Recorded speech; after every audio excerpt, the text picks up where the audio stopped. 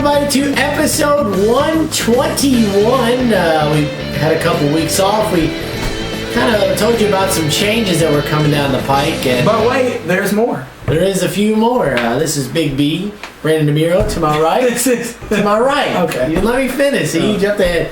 I am, of course, Postmaster Jones, Jimmy Biggers, and as we alluded to several weeks ago, the Doc will probably be with us on an on and off basis because of his new job with the company. So you may not see a lot of the Doc, but you'll definitely see me and Big B. So Big B, why don't you tell them about the new changes? Well, so last time we filmed, we told you about... Well, actually, no, we didn't, because we filmed it in air. That's the issues.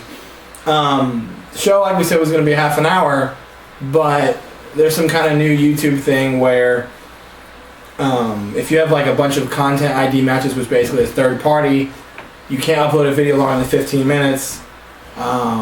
So, again, not the way we would have wanted to do it, but for the time being, the show's going to be half an hour still, but it'll be in two 15-minute segments. So, and that's not the most ideal way to watch the show, but as of right now, that's the way it's going to, unfortunately, have to go. So. Right. Yeah, unfortunately, like he said, because of content, because of match video content, this, that, and the other, it only lets us do 15-minute increments, and then it cuts us off. So the best way to do it, other than just switching to another video network or abandoning the show altogether, this is the best way to do it. This is the best way we figured we would bring the show to you. So with that, let's get into Week 10 coverage.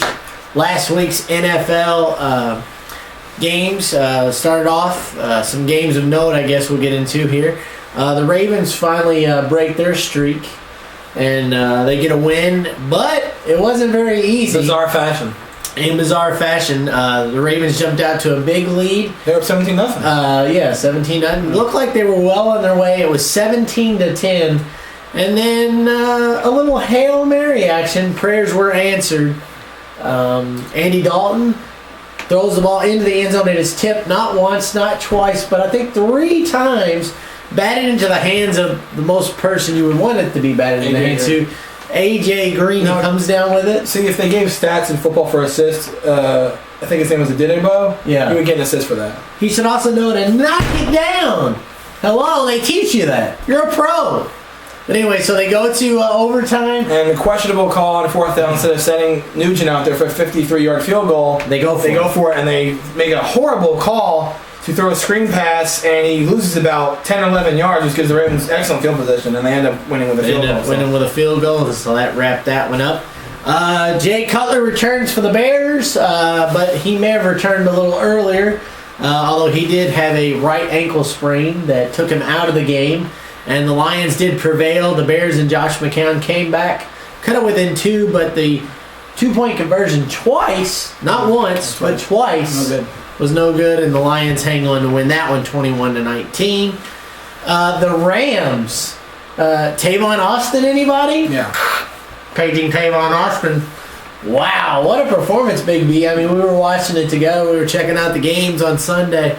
And he had a game of his life. I mean, over 300 yards altogether, all-purpose yards receiving. And he had a punt return for a touchdown. And 2 touchdown passes thrown to him.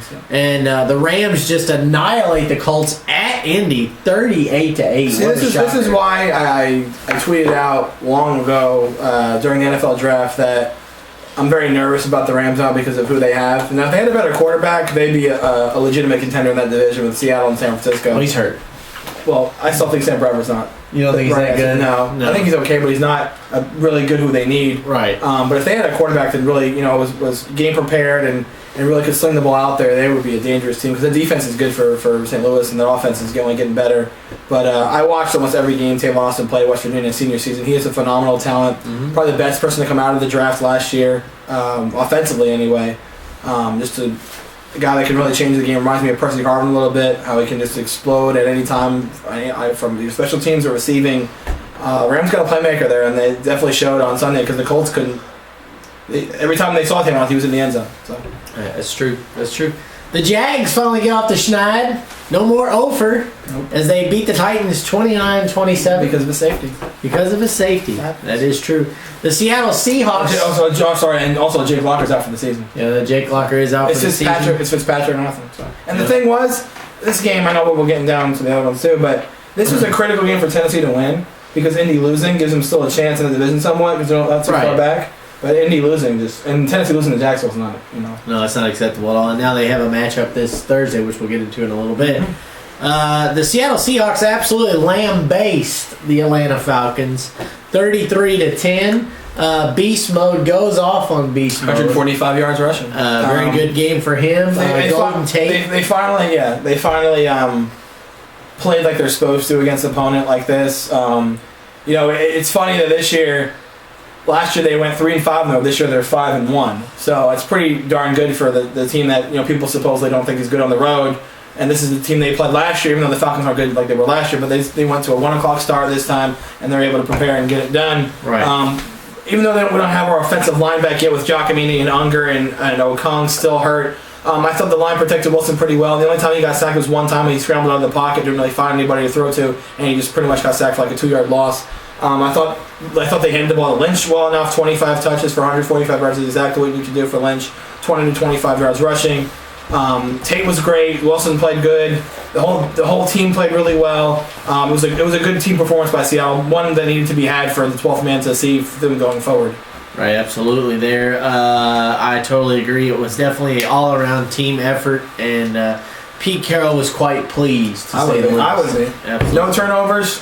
Just good job by all around. The Carolina Panthers continue their hot streak in a defensive struggle, and they beat the San Francisco 49ers in San Francisco, mind you, 10-9. Yeah, I mean, I think we didn't expect them to be 6-3, San Francisco, but we kind of said they'd have a down year. And it's not getting any better because they have a game this Sunday against the Saints. We'll get to that later too. But that's a tough game to play, especially since it's in New Orleans. Right. But Carolina just completely dominated defensively, and I'm glad we played Carolina at the beginning of the year. If we played them now, we probably win that game, especially in Carolina, the way they're playing defense. I think they have the number 1 scoring defense in football. They're giving them like 13 points a game, and the Niners couldn't do anything offensive. They're usually a run team. The Broncos already played them too. Yeah, they haven't done anything. A running team, 49ers, and they couldn't do anything on the ground. They couldn't pass. It was a defensive struggle throughout. I mean, both teams struggled on offense. Right. And the only touchdown was a run by D'Angelo Williams for Carolina, and they win 10-9. And they're right on. They're not. I don't think they're going to catch them, but they're right on the heels of the Saints for that division. And the Saints, I know the Panthers are rooting for their opponents this Sunday, the Niners, to beat the Saints because that would help the Panthers out. But they do have a tough matchup on Monday night against Tom Brady and the Patriots. Right. Absolutely. Moving on from that, the Denver Broncos, led by Peyton Manning and his 3-touchdown performance, defeat the San Diego Chargers 28-20. It wasn't that close. It wasn't that close. San Diego got some scoring in at garbage time, but a little scary moment for Peyton Manning. He was hit in the lower extremity area, as they like to say. Yeah. So he did re-aggravate his hankle. His hankle. But no, MRI revealed no new damage, so that's good. He did sit out practice on Wednesday, but he is fully expected to play, of course, when they take on the undefeated Chiefs in Sunday Night Football. The thing is, as a fan of the Broncos, obviously for you, seeing him not only go down the way he did, but for him to stay there, like on his all fours trying to get up, gets up, then goes back down, you're like, oh no, really? I was kind of like, this can't be happening. Please, someone pinch me. I must be dreaming. This is a nightmare. Wake me up. Right. But luckily, no further damage is done. But that's seeing that, it's like you have to hold your breath and like, okay, absolutely. Is this how it's going to end? Is this because Peyton Manning doesn't have much time left. No. But is this how it's going to happen for the season? Because the Broncos are one of the best teams in football, not just the AFC. So for him to go down like that, you're kind of thinking, if he's done, we're done. We're not winning with Brock Osweiler. So. Right, absolutely. I mean, it was definitely a scary moment, and it was good to see him get up and bounce back up for sure. The Texans continue their losing ways. They started 2-0. Now they're 2-7. Yeah, not very good at all. They lose to the Cardinals 27-24. Carson Palmer and Larry Fitzgerald.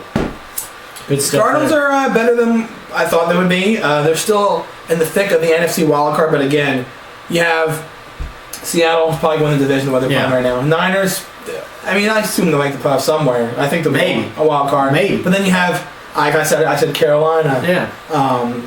You know, that's probably the other wild card team. I'd probably say say the Arizona Craft to battle with Carolina. That's it. That's the other wild card in the NFC for me is Carolina. Yeah. So. The Saints obliterate the Cowboys. 40 first downs for New Orleans. 49-17. This is the biggest stat I saw from this game. The Saints had 40 first downs. The Cowboys had 43 offensive plays. That's pathetic. For sure. So it's 2 games this season. One against Detroit and they fired their defensive coordinator. Yeah, one against Detroit, one against New Orleans. They've given up over 620 yards of offense to both those teams. I guess he could call his brother and see if he could get a job. Yeah. So, yes, I will acknowledge I look like a big moron now. Because the beginning I said Dallas would have a top 5 defense. They probably have one of the bottom 5 defenses now. They can't stop anybody. No. Jim Harbaugh must be talking about no one's tackling anybody. They can't stop anybody. Yeah. Dallas's defense is just horrid. The offense can run a little bit because they put up points against Denver, but that defense just can't stop anybody. And if they play Philadelphia, that's going to be ugly because Nick Foles is playing really well right now. And the Bucks, the other the winless now Bucks have a win. Now have a win as they beat the Dolphins 22-19. Big B was correct in his pick this week. He did pick the Bucks to win because of all the stuff going down in Miami with the whole Richie Incognito, Jonathan Martin. And, the locker room is kind of an utter mess right now, and to say the least. And it's no surprise. The Dolphins did make a game of it. They didn't just roll over. The Bucks were 15-0, and then the Dolphins came back. The Dolphins came back, and the Bucks put them away. So. But for me, and it wasn't just me picking this. It wasn't just like I was going on a limb here. No. A lot of the experts picked Tampa Bay, and I think for the same reason I did. I mean, because I follow Seattle throughout the week, and they practice, and they get questions, and it's all about the game plan. What's going on in Miami? Probably 75% to 80% of the questions were about this thing. So no one's asking about the game. So they're not really in the mindset. They're not really focused on it, even though they are. Everyone's focused on this whole story. Everyone's focused on this whole situation with Incognito and Martin. No one's focused on them playing Tampa Bay, and that's just what happens. I mean, for the team, even though Tampa Bay was 0-8, right, and now they're 1-8. I still think Seattle gets fired after the year is over. But for Miami to be going through what they're going through right now with Incognito and Martin, and then to go play Monday Night Football in front of millions of people and lose, that organization just has to be feeling low as possible right now. Yeah, it's definitely not a good time to be a Miami Dolphin or to be associated with the Miami Dolphins, that's for sure. So that's a look at Week 10. A lot of interesting games to say the least. Week 11, wow, we got some killer matchups this week. And we'll get into those here in a few. As a matter of fact, we're going to go ahead and take a break. When we come back, like I said, roll over to the new video. We'll have the new video that'll have our Week 11 pick'ems, a little wrestling, and we'll wrap things up here on the show. Stay tuned. Big B and Postmaster Jones, Triple Threat Talk. Don't go anywhere.